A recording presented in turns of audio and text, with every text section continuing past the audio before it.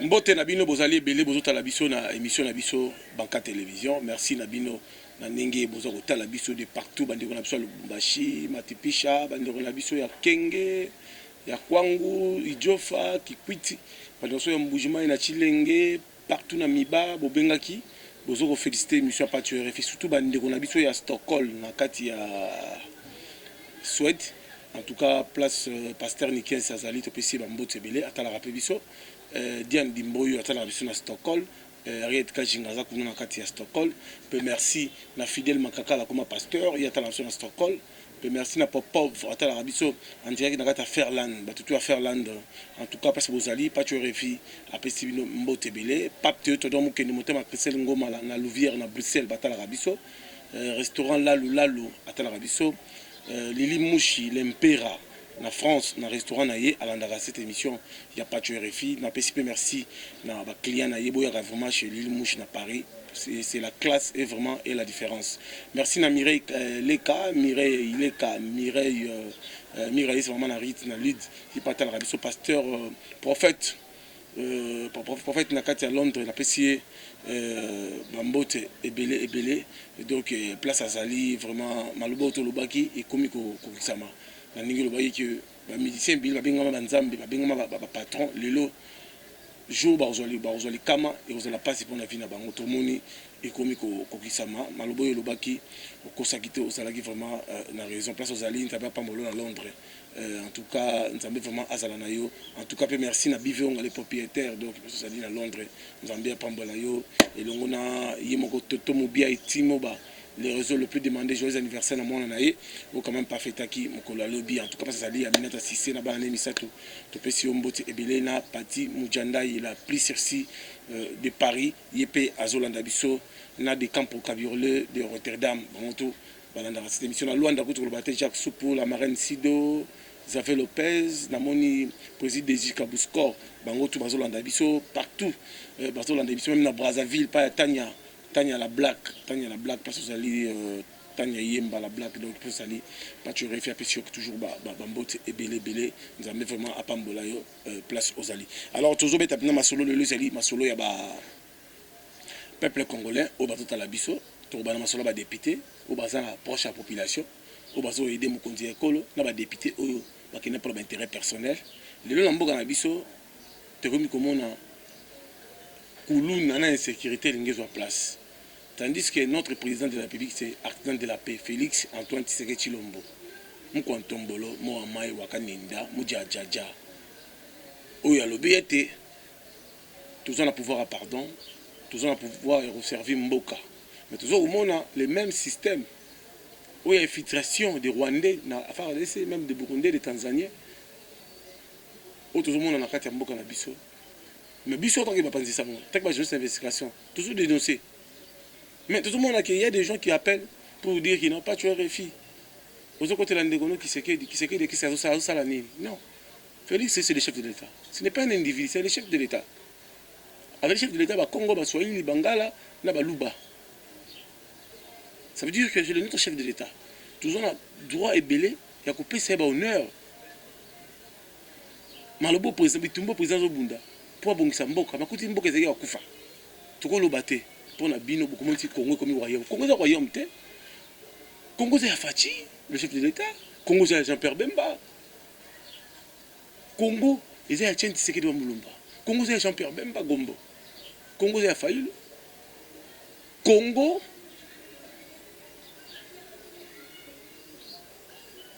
c'est bato baza ba patriote bato oyo baza na souci ke babong samboka ezali message tale tumba papa na biso Franck Diongo tale tumba ya ndeko na biso Roger Lumbala etumba ya Wadeni Mulamba etumba ya ndeko na biso Patio RFI etumba biso ezali kaka kino tolia 3 fois par jour donc on a la gratuité d'enseignement ils en marche to accompagnango biso en tant que journaliste. Tu ne peux pas nous appeler pour dire que non, pas tu es fait au côté de la sécurité, c'est la zone salani, biso babilo que mati ba courir dans la tête, dans les passes, ba toi le maintenant. Président Azumboka coûte que 11 KO. Président Malo ça avait fort et quand même investisseur. Président on a comprendre le système parce que tu as un système moko diabolique. Système moko pas na famille moko baliaka mais tout baliaka te mais grâce à Fachi azo bunda. Tout ça qui n'a touché à instaurer un état de droit. Tout le monde va conduire autant mon car ils ont sans plaque. Tout le monde va conduire même la présidence autant mon amour tout quartier va filmer mais grâce à Fachi béton il a dit non attends ta présidence faut en la plaque parce qu'il est le chef de l'état attend pour la plaque. Bah tu as Lyon Denise première dame attend la plaque. Pas tu réfléchis pas à la moto la plaque ils en a sans plaque parce que nous avons une idéologie à Mukishi nous avons une idéologie à Tchèti Sekedi nous avons une idéologie à Fachi béton. Toujours on a droiti toujours on a droit des autres. Le président il a dit ça à la cœur over tout le monde va réunir au salam à Manzangungu tout le monde va réunir au salam à Makota Koli qui va renverser le pouvoir à Fachi toujours ça bino que beaucoup renverser le pouvoir pour Nanine Fachi ça libino ni Fachi a fondé ma boue Fachi a quitté Fachi à la mouille na tonga no sala o bien muto basali non Fachi a repris ça après justice elle en la musala nango ozo ki ndako mutu ya mutu zongi sango ozo ki ndako l'état zongi sango na ba droit na bango. Il y a des députés au Bakinda pour l'intérêt personnel, mais il y a des députés dans la poche de la population. Donc, il dit il y a le papa social Moulangi. Il dit il y a la vision chef de l'État. Peter Kaz a la vision chef de l'État. Jikoko Moulumba, l'homme du terrain, ça va pas toujours proche de la population. Honorable sénateur, Barati Lukwebo, toujours proche de la population. Honorable Basile Longo, proche de la population. Ça la action sociale. À tout le problème après ça va microcrédit qui t'a même tiré la base n'est-ce pas à ce là que ça va te vision fâché mais Fachi aujourd'hui on a beaucoup Fachi à celle contre tous les autres tout le monde dans la présidence bah tous couvrir donc faire la corona bah photographe va kufa bah conseiller monsieur va kufa tout à la boum de soit kufa et ça la passe ça image à mabe biso tant que baleka Fachi biso tant que ba journée ça mboka à ce que famille a été au CPLAT, il faut dénoncer. Il faut dénoncer le pasteur, évêque Pascal Mukuna. Botia papa na maboko na nzambe. Bo sambela pona papa pour la protection du chef de l'État. Bo sambela pona mboka oyo parce que bakunda biloko mabe na mboko na 4 konya so ya mboka. Basala ba cérémonie mabe. Basala ba cérémonie mabe pour que le peuple congolais tout aura la souffrance. Nous la facha zo ki mbongo na salaire apesi.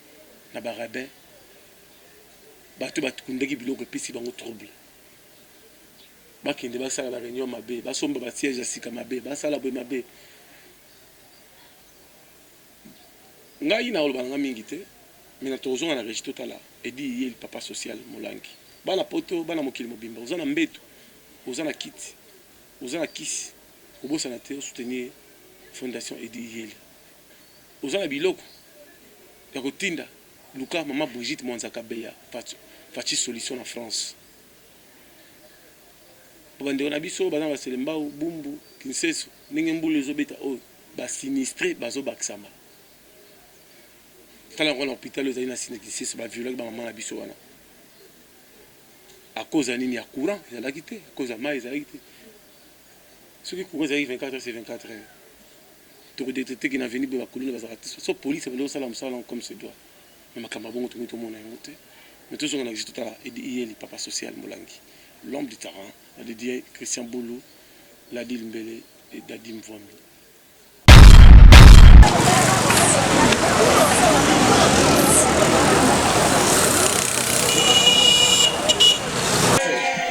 Bonsoir Nabino, Mbote Nabino, Bozota Labiso partout au monde entier. Ah, tous allez bel et bien. La fondation Edi Yeli, Papa Molangi, numéro 1. Il y a le député provincial de la ville provinciale de Kisasa, ou quand même Pelelo, a inauguré plus ou moins beaucoup de ponts.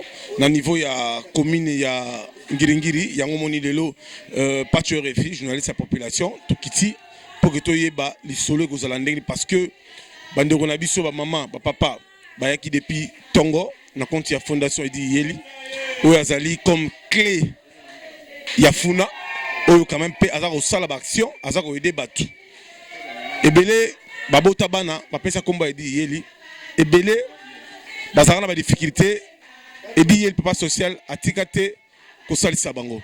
Alors moi na mboka papa social Edi Yeli Molangi porte tanda Ouazali papa social, ya commune, ya banangiri.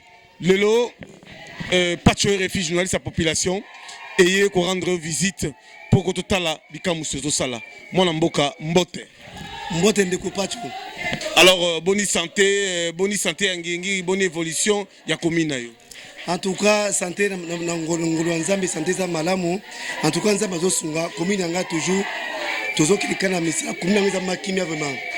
Okitiaki gouverneur ya ville province de Kinshasa, Gentilin Ngobila Mbaka. Ouazali premier de la classe ya gouverneur na kati ya commune yo ezali pona ni. Tenacté gouverneur pour atala ndenge ngiri ezali ba problème. L'exemple numéro 1 en ville, toi ba problème, il y a banzela, toi ba problème, il y a ba courant. Toi, problème, il y a des hôpitaux, c'est pas le gouverneur, à l'hôpital, à Tiki Babiloko, donc à côté, ce soit un gringi, quoi. Voilà.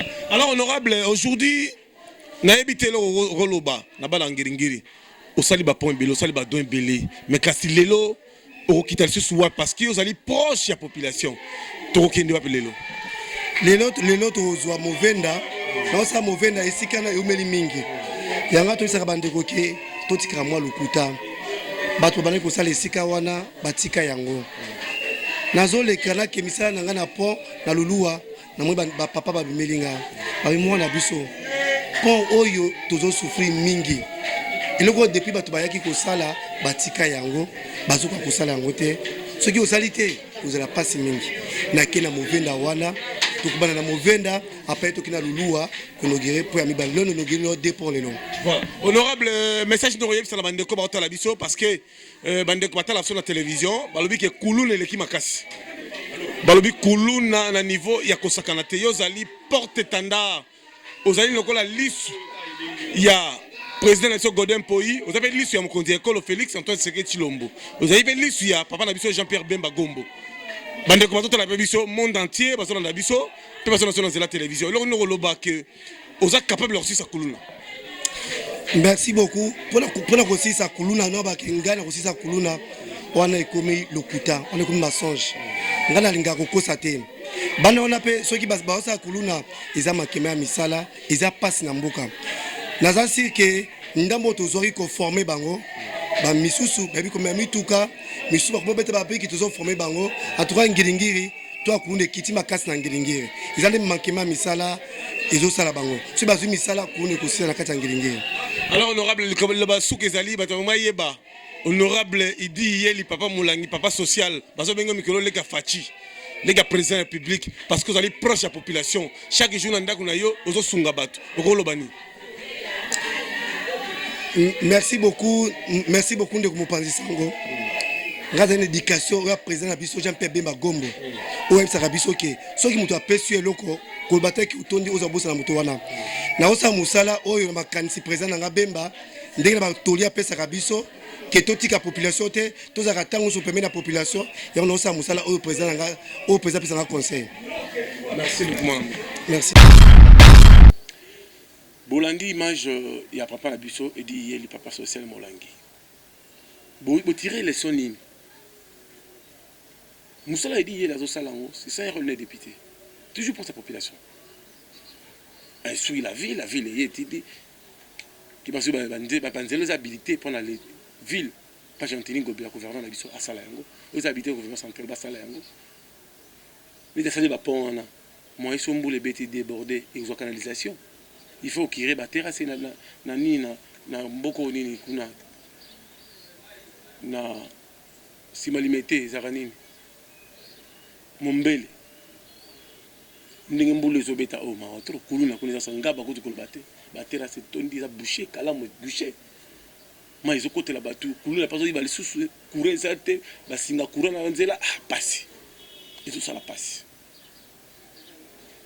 faut bon ça salaire ba soda salaire ba policier ba professeur ba biso ba journaliste tout ça salaire était tout le salaire ça veut dire que mboka za na passer en sa caractère président Fachi il a hérité passer. Fabal Boussamboka. Quand même, il a fait merci dans le général, il a dit ça, général Kassongo. Non, ça là, général, la commission, il n'a pas de choses à nous, on a visité. Général, il a commission. On a appelé général, on a appelé général Levis.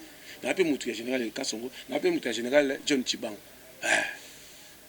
Nalinga bon parce que ça va le monde ça passe toujours na terrain.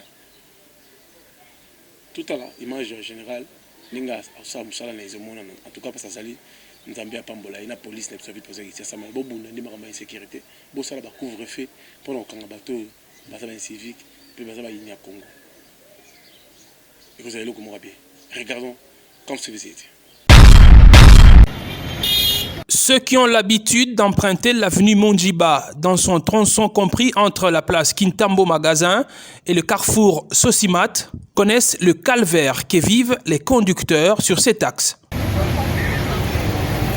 Des bouchons terribles causés principalement par l'incivisme des conducteurs rendent difficile le trafic. Le mardi 13 octobre 2020, le numéro 1 de la police nationale congolaise ville de Kinshasa est descendu sur place. Le général Silvano Kasongo a retourné les véhicules qui ont l'habitude de prendre le sens contraire.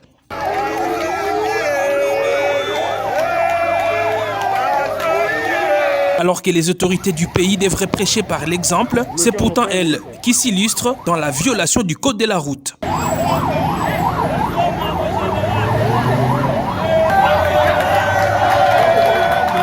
Les véhicules des membres du gouvernement et ceux de la présidence de la République sont les mauvais élèves. Celui-ci a même été surpris avec 2 personnes assises sur le siège avant du véhicule, comme les font les taximens dans les zones périphériques de la ville. Contente mais indignée en même temps, la population a fustigé le fait que le chef de l'État lui-même, instaurateur de l'État des droits en RDC, fait un effort de respecter les codes de la route, mais ceux qui sont subalternes à lui le violent impunément en mettant la vie des autres en danger.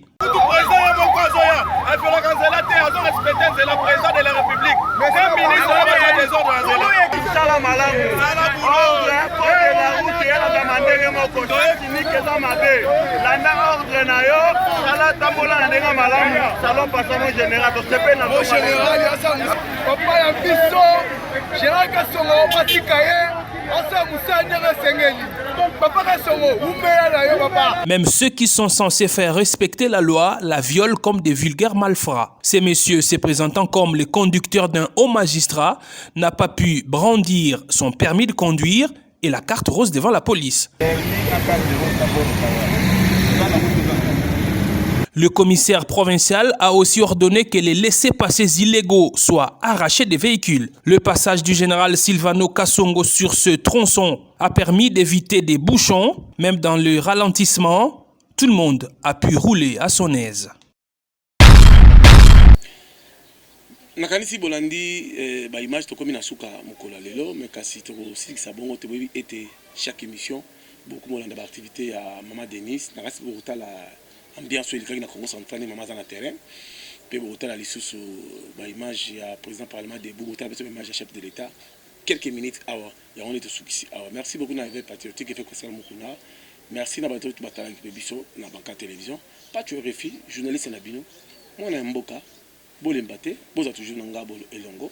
Si vous avez l'information, vous avez le camp baloba.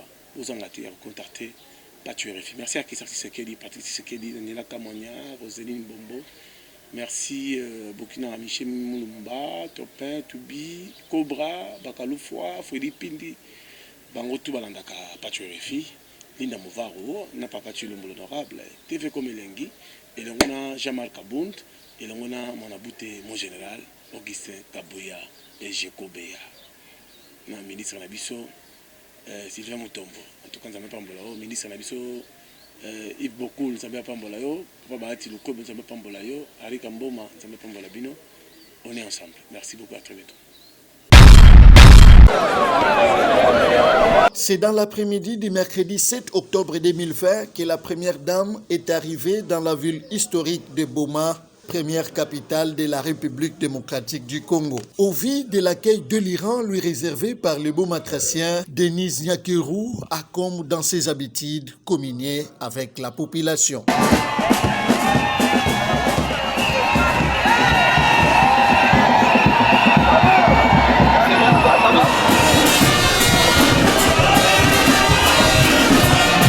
Bana Boma Mbote.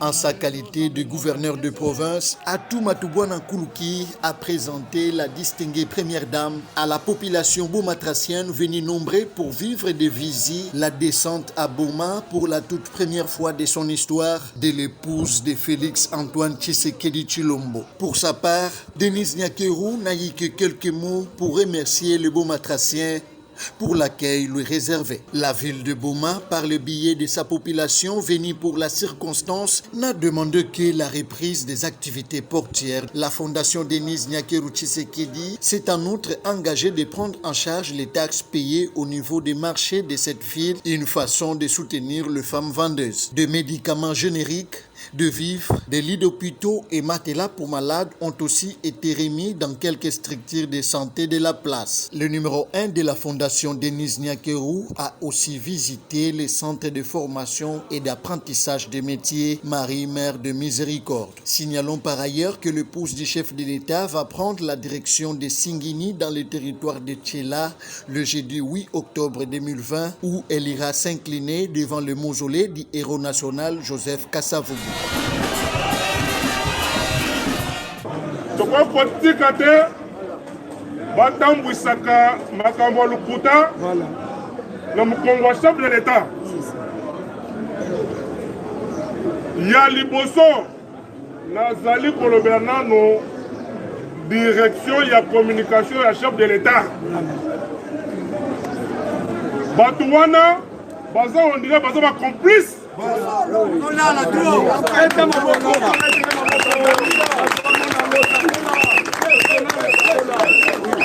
Nabandaki pour dénoncer Bango Bandalobi. À la présidence, nous avons une direction de presse.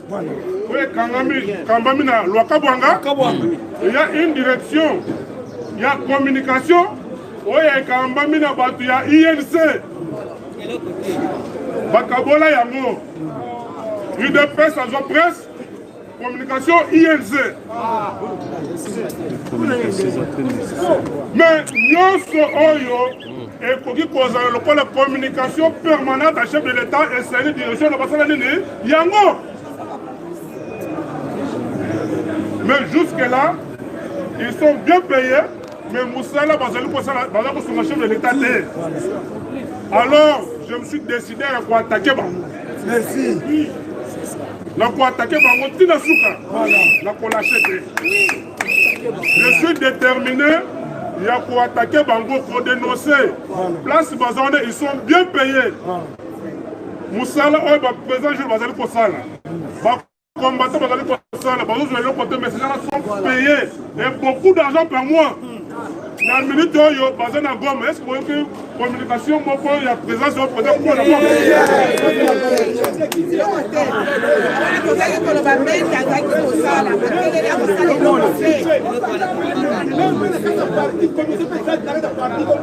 Merci beaucoup. Le parti IDPS est la famille, la chef de l'État. Mais Bazo fout à matin. Bazo au service, Bazo fout à matin, c'est le passage de Moussala Wana. Bazali Kosala Yangote, Yangote le Biboye. Kobanda lelo, Tozu Mokano, pour communiquer, le peuple congolais, nous sommes collègues. Ceux qui ont l'andi Batouana, la bataille, il y a la communication, il y a présidence, bataille, il y a la communication, il y a gouvernement. Jolino Makelele Moussali Nazali Kosala.